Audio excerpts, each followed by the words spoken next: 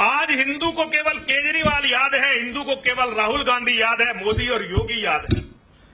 हिंदू को याद नहीं है तो चित्तौड़ का वो किला याद नहीं है जिस पर अलाउद्दीन खिलजी ने केवल ये जानकर अटैक किया था कि रानी पद्मिनी पूरी दुनिया की सबसे खूबसूरत स्त्री है और इस्लाम कहता है कि जहां इस्लाम का राज हो किसी को भी खूबसूरत स्त्री रखने का काफिर को अधिकार नहीं होता। ये इस्लाम कहता है, उनकी हदीसें कहती हैं। मैं चुनौती दे सकता हूं, जो कहता हो नहीं कहती, आओ किताब लेकर बैठते हैं, उस पर बहस करते हैं।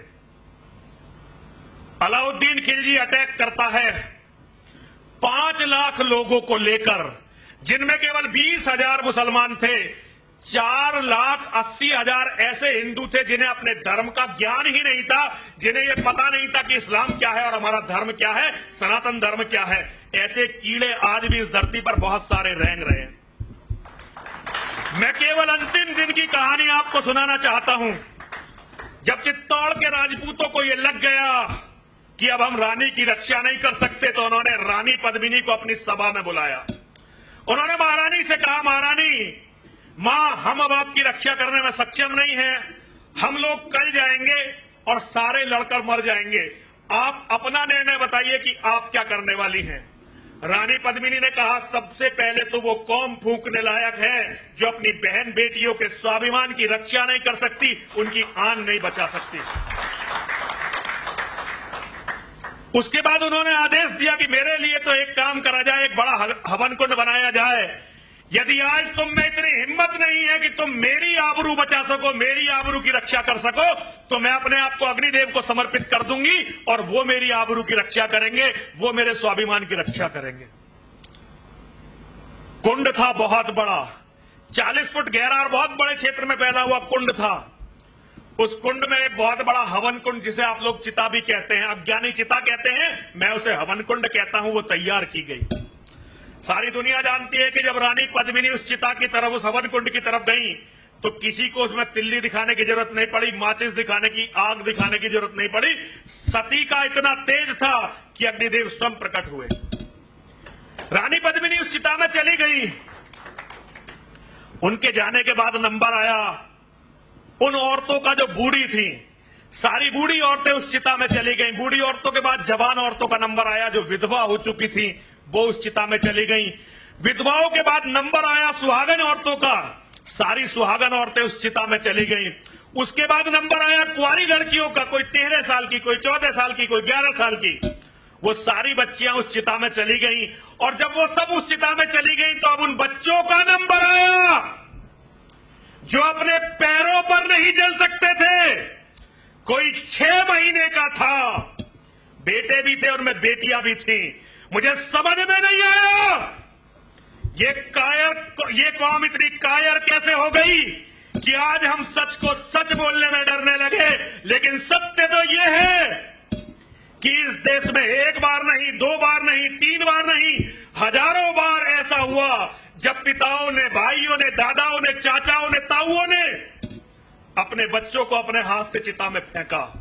कोई 3 महीने का है, कोई 6 महीने का है, कोई 9 महीने का है, कोई साल भर का है।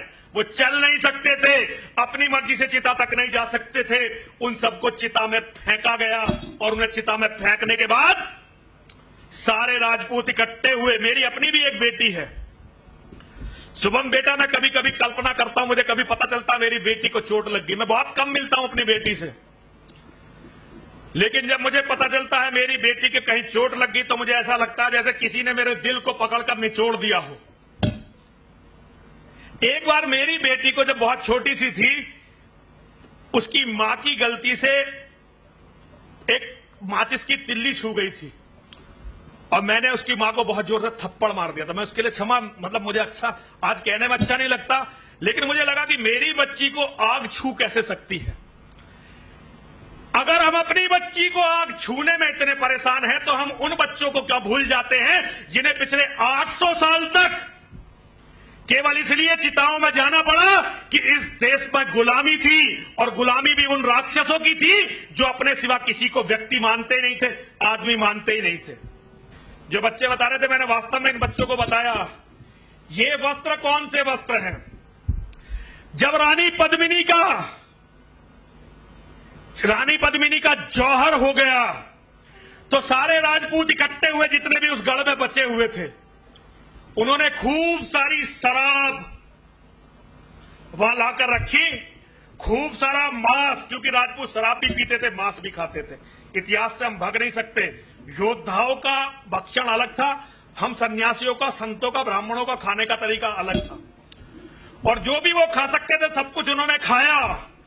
खाने के बाद पूरे चित्तौड़गढ़ में जितने भी कुएं थे सबको मिट्टी से भर दिया ताकि एक बूंद भी पानी ना बचे। चित्तौड़गढ़ में जितना भी अन्न बचा सबको जला दिया, पूरे चित्तौड़गढ़ को आग लगा दी। और उन्होंने फिर ये केसरिया कपड़े पहने, मेरा रंग दे बसंती चोला। और ये कपड़े पहनकर, क्योंकि ये आग्नेय वस्त्र होते हैं, वो लड़ाई के लिए निकले। और इतिहास जानता है, मुट्ठी भर लोग जो गिनती में 1000 भी नहीं थे, उन्होंने लगभग 1.5 लाख शत्रुओं को गाजर मूली की तरह काट डाला। वो कब हुआ? वो तब हुआ जब 800 या 900 राजपूतों ने, क्षत्रियों ने, मेरे हिंदू वीरों ने, सनातन धर्म के मानने वालों ने यह तय कर लिया कि अब हमें जाना है और वापस नहीं आना है। तो अपनों से कम 100 गुना दुश्मनों को मारकर वो लोग स्वर्ग को चले गए। लड़ने वाले हर समाज में बहुत कम होते हैं, लेकिन हिंदू समाज में तो ये मिट गए हैं। हिंदू समाज राजनीति करता है, हिंदू समाज नेताओं की बहुत बात जय जयकार करता है, लेकिन हिंदू समाज अपने धर्म को आज देख नहीं रहा है। मेरे बच्चों, दुनिया में कुछ भी तुम्हारे धर्म से बड़ा नहीं हो सकता। जो लोग कहते हैं कि ये चीज धर्म से बड़ी, वो चीज धर्म से बड़ी, वो लोग केवल उन चीजों के दलाल हैं और उनके नाम पर अपना कुछ फायदा ढूंढना चाहते हैं। जिन लोगों ने धर्म को बड़ा माना, उनके आज 56 देश हैं। जिन्होंने अपने कुरान पर चले तो 56 देश हैं। ईसाइयों ने अपने धर्म को बड़ा माना, आज उनके 70 से ज्यादा देश हैं। और तुम लोगों ने क्या कहा? नहीं जी, राष्ट्र, देश, ये मिट्टी, कंकड़, पत्थर। मिट्टी, कंकड़ और पत्थर से देश नहीं बनता। देश केवल धर्म से बनता है। देश केवल अपने भाईचारे से, अपनी संस्कृति से बनता है। क्योंकि धर्म आत्मा होती है, और जिस मिट्टी में धर्म रहता है उसे उसका शरीर कहते हैं। आत्मा निकल गई तो शरीर केवल गंदगी मात्र है, उसमें कुछ नहीं होता। उसे रखोगे तो उसमें कीड़े पड़ जाएंगे और बीमारियां फैल जाएंगी। मेरे बच्चों, धर्म को बचाओ। और एक अंतिम बात,